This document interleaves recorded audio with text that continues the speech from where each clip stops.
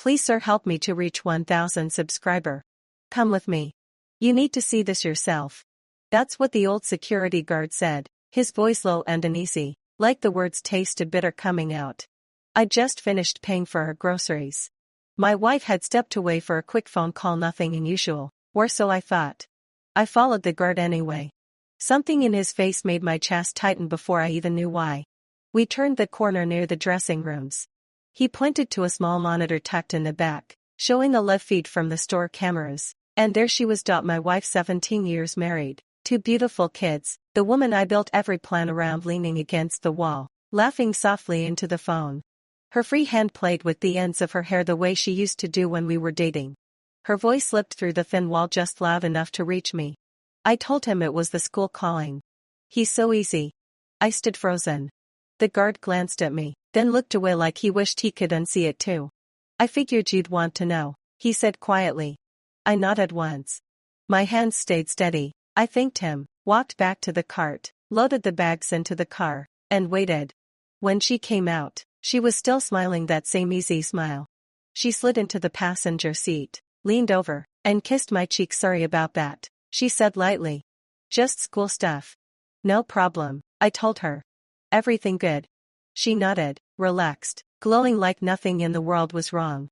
But something in me had already changed. Hi. My name is Nolan Chase. I used to believe loyalty meant never looking too closely. That trust meant peace. That night I lay next to her in the dark, listening to her breathe, watching the way she kept her phone tucked under the pillow like it was fragile. I didn't say anything. I didn't need to yell or accuse. I just started paying attention. 7 years of military intelligence before I switched to construction taught me one thing about everything else: small inconsistencies are louder than big arguments. The new gym bag she never unpacked. The sudden volunteer nights that never had details. The different perfume, lighter, sweeter, not the one I knew.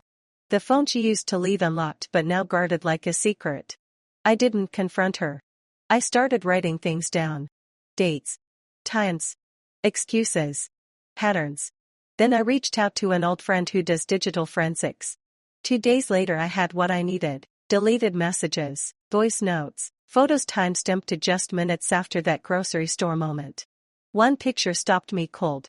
Not because of what they were doing, just the way she looked at him, relaxed. Happy. That soft half-smile she used to save for me, back when life was simpler. It wasn't rage that hit me. It was quiet nausea. The kind that settles behind your ribs and stays. I didn't explode. I planned. First, I met with a family law attorney, discreet, thorough.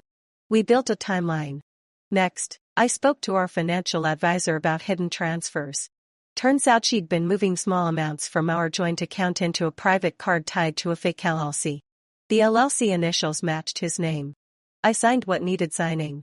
Froze what could be frozen. Protected the house through paperwork we'd done years earlier. She didn't know yet, but the safety net she thought she'd built was already gone. 3 days later I booked a small conference room downtown. Professional. Quiet. Forgettable. She thought we were meeting a potential business investor. He thought he was there to talk about expansion plans. They walked in together, not holding hands, but close enough that the secret wasn't careful anymore. Her face went pale the second she saw me. He froze. Sit, I said. They sat.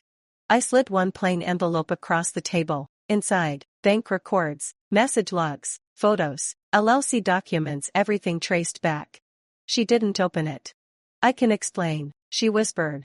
I'm not here for explanations, I said. I'm here to end this chapter. He tried to speak. You have no right to. I cut him off. Come. You ambushed a marriage. I'm just returning the favor legally. I stood up. Separation papers are already filed. The house is protected. The accounts are under review. And you, I looked at him, might want to call your own lawyer before the IRS does. She was shaking, not from fear exactly, from the moment she realized I wasn't bluffing. I walked out and didn't look back. The rest unfolded quietly after that. My sister, divorce attorney, flew in the next day. No lectures, just action. We protected the kids first. Assets next. Truth always. She tried spinning stories to friends. Emotional distance. Misunderstandings. I sent the facts ahead of her. Quietly. No drama. When her company received evidence of misuse travel funds tied to trips that were never work-related, the ethics clause did the rest. Suspension. Investigation. Permanent leave. She left a long voicemail. Blame. Begging. Anger. I didn't answer. I sat with my kids instead. Watched a movie. Ate popcorn. Laughed at the same dumb jokes we always laughed at.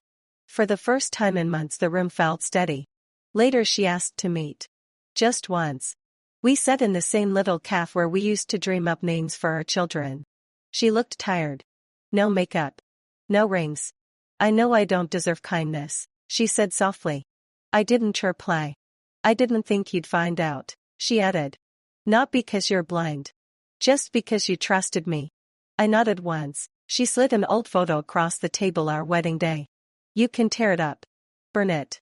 I just didn't want to be the only one holding it anymore. I looked at the two young faces smiling like forever was promised. I folded the picture and put it in my pocket. I'm not here to punish you, I told her. But I'm also not here to save you. Tears came then. Quiet ones. Will you ever forgive me? I stood up. I already have, I said. That's how I move forward. I walked out. She stayed seated, crying over a life she gambled away. I drove home to my kids. 2 routines, 2 bedtime stories and school lunches and small, ordinary days that suddenly felt like the most important thing I'd ever built. Betrayal doesn't always end in fire and shouting. Sometimes it ends in clarity. And clarity is where the real rebuilding starts. I'm Nolan Chase. And I'm finally building on solid ground.